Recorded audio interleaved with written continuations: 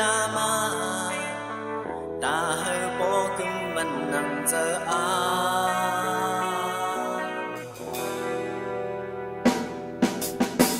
nhìn on cô bi hắc mình giờ âm khờ hơ mơ lấy lắt bay nơi xiên tam mờ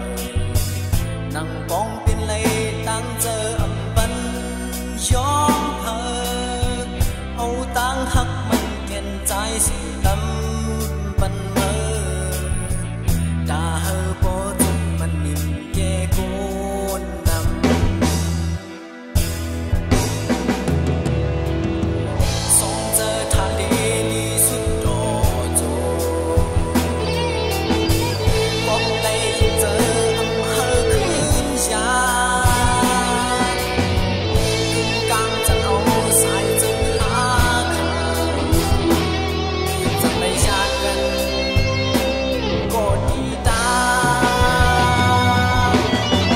cảm ơn hai ơn bữa sáng này nó về học biết phải lom học dù mây hát về bên tang mong tang khóc khăm ba mặt ta cha chơi lít túc năm ta dõi dứt về ta biết hơn hắt lấy dù hôm gắn về khám bên có trái nơi xiên sai ta hiền ta đi bên đi nằm giờ mơ mi tin hát âm ơn dù trái lên nó hiền đó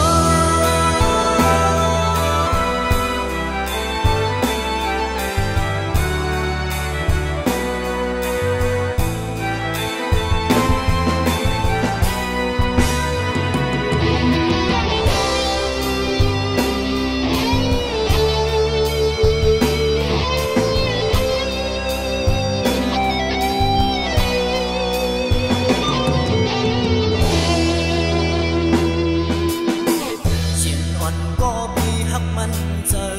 âm khờ hơ mơ lấy lắt bay nơi xiên tam mờ nắng bóng bên lấy tăng giờ âm bắn gió hờ âu tăng hắc mình kiên trái sự tâm bắn mơ ta hơ bố chung mình niềm